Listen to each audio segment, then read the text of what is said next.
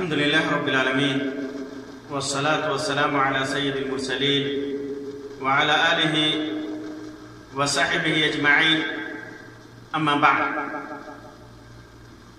محترم سامعین و ناظرین، آج کی اس مجلس میں دل کے ایک غلط خیال سے متعلق باتیں کروں گا اور پھر اس کا علاج کیا ہے اور اس خیال کی حیثیت کیا ہے اس کے بارے میں مختصر گفتگو کروں گا۔ وہ خیال کیا ہے اس کا ذکر مختلف حدیثوں میں آیا ہے۔ صحیح مسلم کی روایت ہے، انس رضی اللہ تعالیٰ عنہ فرماتے ہیں کہ اللہ کے رسول صلی اللہ علیہ وسلم نے ارشاد فرمایا کہ اللہ تبارک و تعالی فرماتا ہے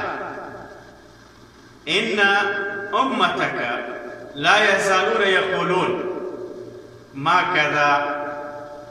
کہ اے محمد آپ کی امت ہمیشہ یہ کہتی رہتی ہے یا کہتی رہے گی یہ کیا ہے، ما کذا ما کذا، یہ کیا ہے یہ کیا ہے، حتی یقول، مختلف خیالات آپ کی امت کے دل میں آتے رہیں گے، وہ پوچھتے رہیں گے یہاں تک کہ کہیں گے ھذا اللہ خلق الخلق، یہ اللہ ہے جس نے مخلوق کو پیدا کیا، اللہ جس نے مخلوق کو پیدا کیا، فمن خلق اللہ، تو اللہ کو کس نے پیدا کیا۔ یہ خیال اللہ تبارک و تعالیٰ کے سلسلے میں آپ کی امت کے دل میں یہ آتا رہے گا کہ مخلوق کو، دنیا کو تو اللہ نے پیدا کیا، پھر اللہ کو کس نے پیدا کیا۔ ہوتا ہے ایسا خیال لوگوں کے دلوں میں آتا رہتا ہے۔ انسان جب کائنات کی تخلیق، انسان کی تخلیق کے سلسلے میں سوچتا ہے، تنہائی میں سوچتا ہے، تو پھر اس کے دل میں شیطان ڈالتا ہے اور اس کے دل میں یہ خیال آتا ہے کہ اللہ تبارک و تعالیٰ نے ساری دنیا کو پیدا کیا، تو پھر اللہ سے پہلے کیا تھا، کون تھا، کیسے اللہ تبارک و تعالیٰ کا وجود ہوا، یہ خیال آتا ہے۔ اس حدیث قدسی میں اس کا بیان ہے۔ اسی طرح دوسری روایت میں ہے، ابو ہریرہ رضی اللہ تعالیٰ عنہ کی روایت ہے، فرماتے ہیں کہ اللہ کے رسول صلی اللہ علیہ وسلم نے ارشاد فرمایا لا یزال الناس یسألونکم عن العلم، کہ لوگ تم سے علم کی باتیں پوچھتے رہیں گے، لوگ تم سے علم کی باتیں پوچھتے رہیں گے، حتی یقولوا، یہاں تک کہ وہ کہیں گے ھذا اللہ خلقنا، یہ اللہ ہے جس نے ہمیں پیدا کیا، فمن خلق اللہ، تو اللہ کو کس نے پیدا کیا۔ راوی کہتے ہیں کہ ابو ہریرہ رضی اللہ تعالیٰ عنہ هو آخذ بید الرجل، کہ ابو ہریرہ رضی اللہ تعالیٰ عنہ اس حدیث کو بیان کرتے وقت ایک آدمی کا ہاتھ پکڑے ہوئے تھے۔ انہوں نے کہا، سچ کہا اللہ اور اس کے رسول صلی اللہ علیہ وسلم نے، یعنی اللہ اور اس کے رسول نے جو کہا کہ لوگ ایسا سوال کریں گے، ان کی باتیں کریں گے، یہ بیان کرتے وقت ابو ہریرہ رضی اللہ تعالیٰ نے کہا کہ مجھ سے دو آدمی یہی پوچھ چکے ہیں، اس سے پہلے دو آدمی مجھ سے یہ پوچھ چکے ہیں، اور یہ تیسرا ہے، یہ تیسرا ہے، یا یہ کہا کہ ایک آدمی پوچھ چکا ہے اور یہ دوسرا ہے۔ اور ہم سے بھی بہت سارے لوگ اس بارے میں ہمیشہ سوال کرتے ہیں، جب دین کی باتیں ہوتی ہیں، اللہ تبارک و تعالیٰ کے کمال قدرت کی باتیں ہوتی ہیں، مخلوق کی تخلیق کی باتیں ہوتی ہیں، تو لوگ پوچھتے ہیں کہ آخر اللہ تبارک و تعالیٰ کو کس نے پیدا کیا۔ یہ سوال ہوتا ہے، اللہ اور رسول نے سچ فرمایا ہے اور ایسا ہوتا ہے۔ یہ ہے کیا؟ یہ خیال کیا ہے؟ اس خیال کی حیثیت کیا ہے؟ کیا یہ گناہ ہے؟ کیا اس پر، اس خیال کے آنے پر سزا دی جائے گی، جہنم میں ڈالا جائے گا، یا اللہ تبارک و تعالیٰ کے ہاں اس کی معافی ہے؟ اس سلسلے میں ایک روایت، یہ بھی صحیح مسلم کی روایت ہے، ابو ہریرہ رضی اللہ تعالیٰ عنہ کی، فرماتے ہیں کہ جاء ناس من اصحاب النبی صلی اللہ علیہ وسلم فسألوه، کچھ لوگ صحابہ کرام رضی اللہ تعالیٰ عنہ میں سے اللہ کے رسول صلی اللہ علیہ وسلم کے پاس آئے اور انہوں نے آپ سے پوچھا، اِنَّا نَجِدُ فِي أَنفُسِنَا مَا يَتَعَاظَمْ أَحَدُنَا أَن يَتَكَلَّمَ بِهِ، کہ اللہ کے رسول صلی اللہ علیہ وسلم ہمارے دلوں میں وہ خیالات آتے ہیں جن کا بیان کرنا ہم میں سے ہر آدمی بڑا گناہ سمجھتا ہے۔ ایسے ایسے خیالات آتے ہیں ہمارے دلوں میں کہ اس کو بیان کرنا ہم سمجھتے ہیں کہ بہت بڑا گناہ ہے۔ تو اللہ کے رسول صلی اللہ علیہ وسلم نے فرمایا وَقَدْ وَجَدْتُمُوهُ، کیا ایسا ہوتا ہے؟ صحابہ کرام نے کہا کہ ہم سمجھتے ہیں کہ اگر ہمارے دلوں میں ایسا خیال آتا ہے کہ اگر ہم بات کرتے تو فاسق ہو جائیں یا کافر ہو جائیں، ایسا کفر کی باتیں، فسق کی باتیں ہمارے دلوں میں آتے ہیں، تو اللہ کے رسول صلی اللہ علیہ وسلم نے فرمایا کہ ایسا پاتے ہو، ایسا خیال آتا ہے تمہارے دل میں؟ تو انہوں نے کہا کہ ہاں،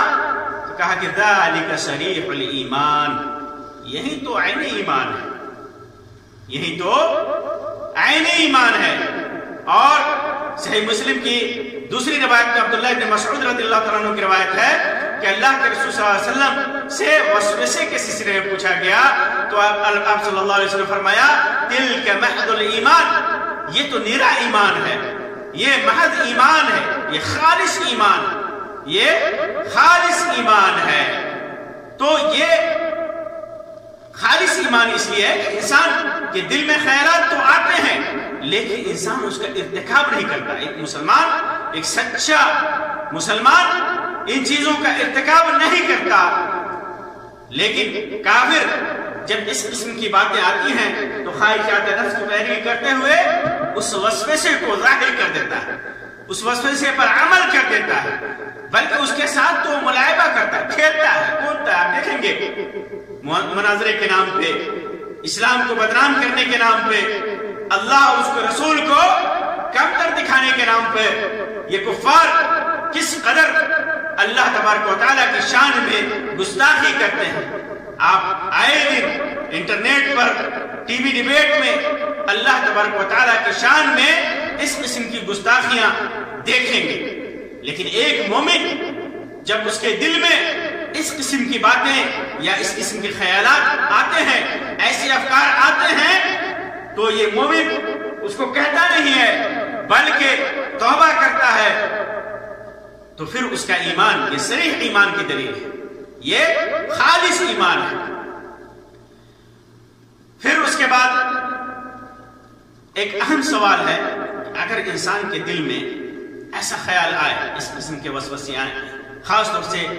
اللہ تبارک و تعالی کی ذات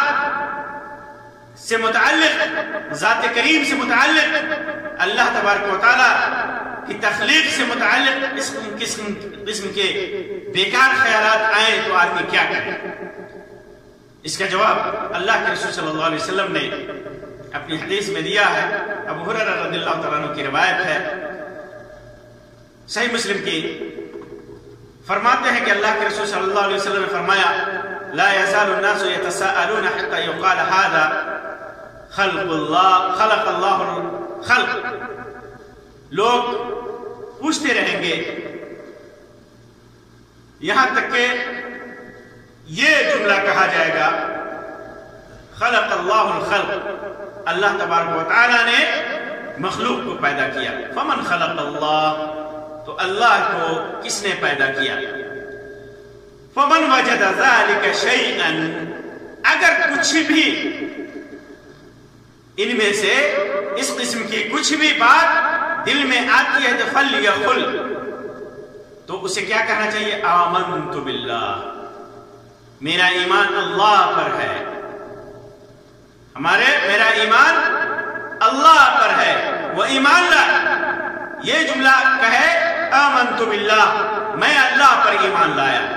اللہ نے جو کچھ بھی فرمایا، اس کے رسول نے اس کے متعلق جو کچھ بھی فرمایا ہے اس پر میرا ایمان ہے، اور زیادہ گہرائی میں نہ جائے۔ جیسا کہ الاعتصام کے اندر ایک روایت ہے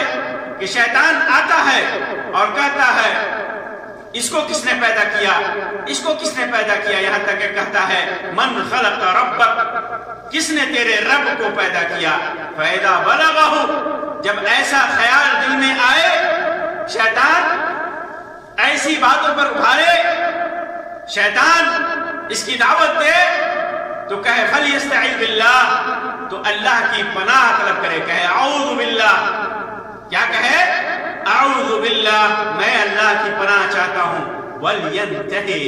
اور پھر رک جائے، اور رک جائے، ایسی باتیں نہ کہے، ایسی باتیں نہ کہے۔ یہ ویسے ہی ہے جیسے کہ اللہ تبارک و تعالیٰ نے قرآن مجید کے اندر فرمایا وَإِمَّا يَنزَغَنَّكَ مِنَ الشَّيْطَانِ نَزْغٌ فَاسْتَعِذْ بِاللَّهِ إِنَّهُ هُوَ السَّمِيعُ الْعَلِيمُ، شیطان کا جب کوئی وسوسہ آئے، کوئی شیطان کا بہکاوا آئے، شیطان کی طرف سے کوئی چوکا آئے، شیطان کی طرف سے کوئی خیال آئے، تو فَاسْتَعِذْ بِاللَّهِ، تو اللہ تبارک و تعالیٰ کی پناہ طلب کرو، انہو السمیع العلیم، وہ سننے والا بھی ہے، بہترین طریقے سے جاننے والا بھی ہے، وہ جانتا بھی ہے۔ تو اللہ تبارک و تعالیٰ کے سلسلے میں دل میں اگر خیال آئے، سارے وساوس کے سلسلے میں جتنے بھی وسوسے، غلط وسوسے، اللہ، اس کے رسول، اس کے دین، اس کی شریعت یا برائیوں کے سلسلے میں جب بھی کوئی وسوسہ آئے تو انسان کو اللہ کی پناہ طلب کرنی چاہیے، اور خاص طور سے جب اللہ تبارک و تعالیٰ کے سلسلے میں کوئی غلط خیال آئے تو پھر شیطان سے اللہ کی پناہ طلب کرنی چاہیے، آمنت باللہ کہنا چاہیے، اور پھر اس سے رک جانا چاہیے۔ اور یہ ایسا خیال آنا کوئی گناہ کی بات نہیں، اگر کسی کے دل میں خیال آ جائے تو انسان گناہگار نہیں ہوتا، بلکہ اگر ایسا خیال آئے اور اس کا ایمان مضبوط ہو تو یہ عین ایمان ہے، یہ صریح ایمان ہے کہ شیطان بہکاتا ہے، خیالات بہکاتے ہیں، لیکن انسان کا ایمان ڈولتا نہیں ہے، اس کا ایمان مزید مضبوط ہوتا ہے۔ اللہ تبارک و تعالیٰ سے دعا ہے کہ اللہ تبارک و تعالیٰ ہمارے ایمان کے اندر مضبوطی عطا فرمائے اور صراط مستقیم پر چلنے کی توفیق عطا فرمائے، برے خیالات، برے اعمال سے اللہ تبارک و تعالیٰ اپنی حفاظت و پناہ میں رکھے، آمین یا رب العالمین۔ وآخر دعوانا ان الحمدللہ رب العالمین، وصلی اللہ علی خیر خلقہ وسلم، والسلام علیکم ورحمۃ اللہ وبرکاتہ۔